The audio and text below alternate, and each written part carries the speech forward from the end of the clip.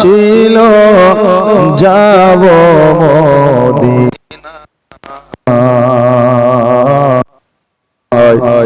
মনে বড় আশা ছিল যাব মদিনা আর সালাম আমি করব গিয়ে আর সালাম আমি করব গিয়ে নবীজির যায়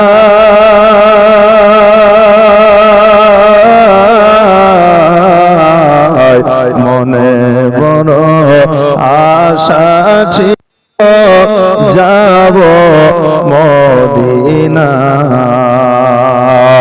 আর সঙ্গে করে নাও গো আমার একটু দয়া কইরা আর সঙ্গে যদি না নাও মরে এগিয়ে মদিনাতে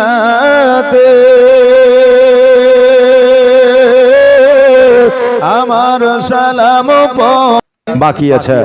আমার মা বোনদের বলবো যে যিনারা এখনো পর্যন্ত আসতে পারেননি, ভাইদের বাবজিদের বলবো যিনারা এখনো পর্যন্ত পৌঁছাতে পারেননি, একটু জলদি করে তাড়াতাড়ি করে চলে আসেন।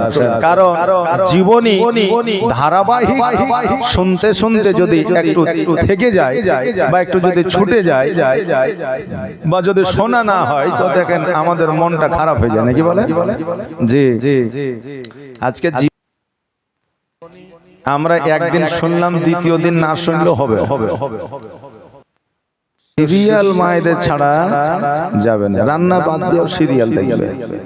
কথা বুঝলেন না, রাগ ঝাল করিয়েন না। আমার মা বোনেরা এখন এমন চালাক হয়ে যায় বুঝলেন যে রান্না করছে আর এইদিকে শফিকের ভিডিও দেখছে। এবার শফিকের ভিডিওর প্রেমে পড়ে গিয়ে এদিকে ভাত গেছে পুড়ে। এখন স্বামী দুপুর বেলায় খেতে বসেছে, বলছে হ্যাঁ রে রহিম আর মা, বলে কি হয়েছে বলো কেন? তো বলছে ভাত যে পুড়া পুড়া গন্ধ করছে। তো বলছে তুমি মূর্খ, তো সারা জীবন মূর্খই থেকে গেলে, শিক্ষিত আর হইতে পারলে না। বলে কেন? বলে জীবনে তান্দুরি রুটি খেয়েছো? বলে খেয়েছি। তো তান্দুরি রুটি পুড়া থাকে না? বলে থাকে। পুরো পুরো একটু সেন্ট আসে না? বলে আসে। তবে খাইতে কি খারাপ লাগে? বলছে না খুব ভালো লাগে। কালীচক 16 মাইল মালদা রেস্টুরেন্টে কত খাইলাম। তো বলছে এতদিন তান্দুরি রুটি খেয়েছো, আজকে তান্দুরি ভাত খেয়ালো। জি এখন স্বামী মনে করছে তাই তো বিবি এত কষ্ট করে তান্দুরি ভাত বানাইছে, না খেলে কি আর হয়? ভাত খেয়ে ফেললো। বেরাদার, তা আপনি সিরিয়াল দেখবেন, নাটক দেখবেন, মোবাইল আরো কিছু দেখবেন, আজকে না দেখলে কালকে আবার ফের রিভিউ করে দেখতে পাবেন। কিন্তু এই যে রাত্রিটা চলে যাচ্ছে, এই রাত্রিটা যদি পার হয়ে যায়, এই রাত্রিটা আর খুঁজে পাওয়া যাবে বাবা?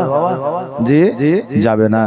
এই মাহফিলে যারা আসলো বসলো, তারা দুনিয়াবি কোন জায়গায় বসলো না, তারা আল্লাহ তাবারাক তাআলার জান্নাতে বসলো। জোরে বলেন সুবহানাল্লাহ। বাবজি ভাইরা, আমার মায়েরা, আজকে আমি মাওলানা পিয়ারুল ইসলাম আপনাদের এই গ্রামে এসেছি। আগামী পরশুদিন, মানে গত পরশুদিন ছিলাম, কালকে একটু অ্যাক্সিডেন্টের কারণে আমি পৌঁছাতে পারিনি। অনেকে হয়তো জানেন বা অনেকে জানেন না, কারণ অ্যাক্সিডেন্ট কখন হয় কিভাবে হয় বলা খুবই মুশকিল বেরাদার। তবে যে যা কর্মে আছে, সমস্ত কর্মের চাইতে বড় কর্ম হলো নিজের পরিবারটাকে সময় দেওয়া এবং নিজের পরিবারকে দেখাশোনা করা, নাকি বলেন? জি এই জন্য একটা অ্যাক্সিডেন্ট ছিল, এই জন্য আমি কালকে আসতে পারিনি। তবে যারা মনে করছেন যে বক্তা মনে হয় আর আসবে না বা হয়তো শুনতে পাবো না বা পাবো না, আমি হাজির হয়ে গেছি। আপনারা যিনারা এখনো আসেননি চলে আসেন। যুবক ভাইদেরকে বলবো আর ফ্রি ফায়ার না খেলে মোবাইলটাকে একটু বন্ধ করে একটু নবীজির শান শুনে যান। এই শানের বা দৌলতে কাল কিয়ামতের দিনে হয়তো পার হয়ে যাবেন। জি হ্যাঁ, কেননা যে আল্লাহ যখন আপনাকে জিজ্ঞাসা করবে, বান্দারে যুবক অবস্থায় তোমার তোমাকে আমি অতি সুন্দর করে তৈরি করেছিলাম।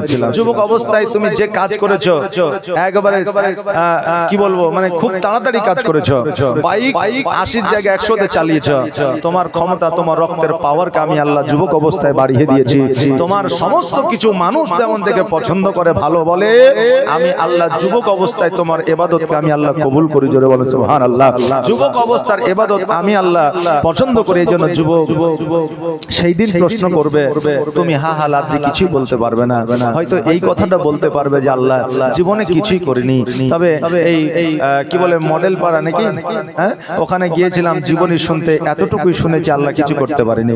আল্লাহ বলবে যা তোকে এর ওসিলায় জান্নাতে দিয়ে দিলাম। জোরে বলেন সুবহানাল্লাহ। কিয়ামতের দিন এইরকম সময় একটা আসবে যে সময়টা এই ঘটনা ঘটবে। কারণ একজন আল্লাহ তাবারাক তাআলাকে বলবে, আল্লাহ জাহান্নাম, আমি জাহান্নামী না জান্নাতি? এখন আল্লাহর ফারিস্তারা আল্লাহ বলবে তুমি জাহান্নামী, বলবে আল্লাহ জাহান্নামটা কোন দিকে? বলে তোমার বাম দিকে।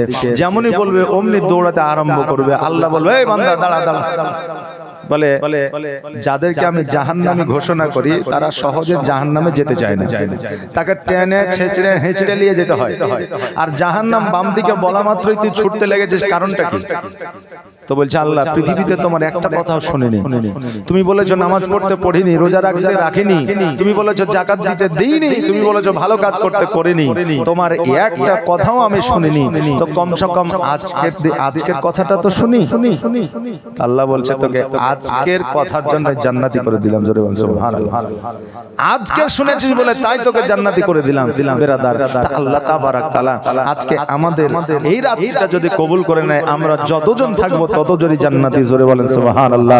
বাপজি ভাইরা, আমার মায়েরা, সারা বছর আল্লাহর ইবাদত করলো, বান্দেই করলো, নামাজ পড়লো, কপালে ঘটা ফেলায় দিল, কিন্তু কিয়ামতের দিন দেখা যাবে যে ও ব্যক্তি জান্নাতি হতে পারছে না। জি, ওই ব্যক্তি জান্নাতি হতে পারছে না।